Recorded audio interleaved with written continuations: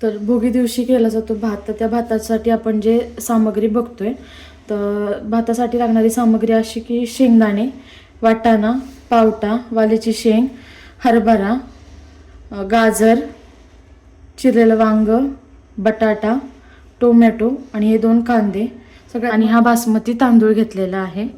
चला तर मग आपण आता भाताची तयारी करूयात. सर्वप्रथम भातासाठी पाणी गरम करायला ठेवलेलं आहे, जेणेकरून आपला भात पटकन शिजेल पाणी गरम झालेलं असेल तर. आपण आता फोडणीची तयारी करूयात. त्यासाठी 2 मध्यम आकाराचे कांदे बारीक चिरून घ्यायचे.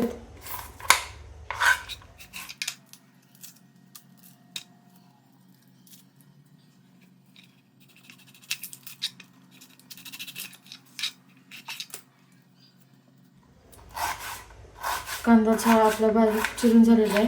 आता टोमॅटो बारीक चिरून घेऊयात.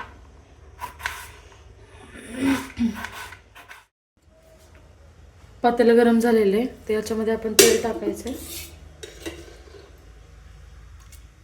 त्याच्यामध्ये फोडणीला जिरी, हिंग आणि हे बारीक चिरलेला हा आपला कांदा टाकून देते. कांदा हलकासा परतून घ्यायचा आपल्याला.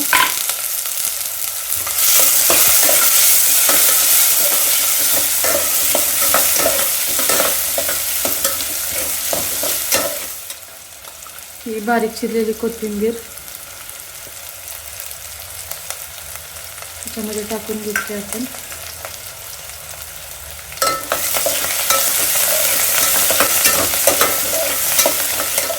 कांदा आपला परतून झालेला आहे. याच्यामध्ये आपण आता वाटण घालूयात. याच्यामध्ये आलं, लसूण, थोडंसं खोबरं, कोथिंबीर घातलेलं आहे आणि 2 हिरव्या मिरच्या.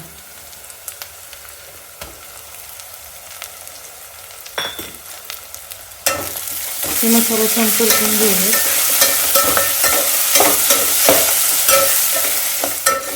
टाकलेलं वाटण छान परतलं गेलेलं आहे आपलं. तर हे ज्या काही भाज्या आपण घेतल्या तर त्या आपण परतण्यासाठी टाकूयात. बटाटा,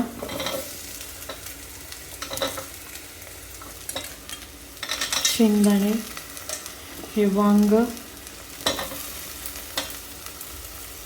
वाटाणा,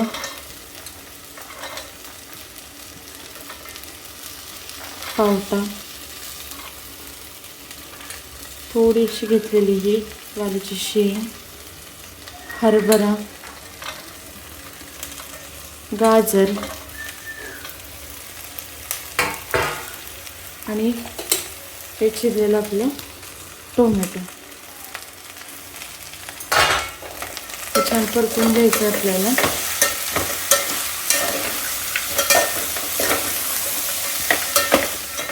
भाज्या छान परतल्या गेल्या आहेत. त्याच्यामध्ये आपण हे चवीनुसार मीठ, घरचा मसाला आहे, लाल तिखट, हळद हे सगळं टाकून घेतोय.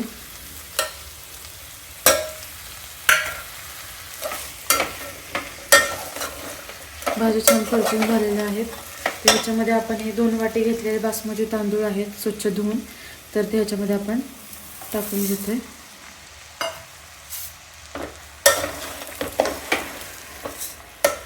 तांदूळ एकत्र करून घ्यायचं आहे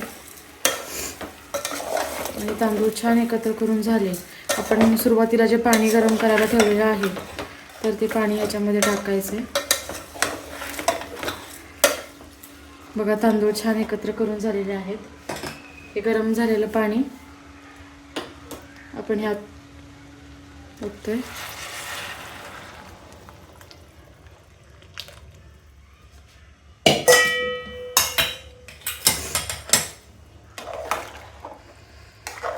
पाणी टाकून घेतल्यानंतर एकदा हलवायचं, जेणेकरून सगळ्या भाज्या एकत्र होतील.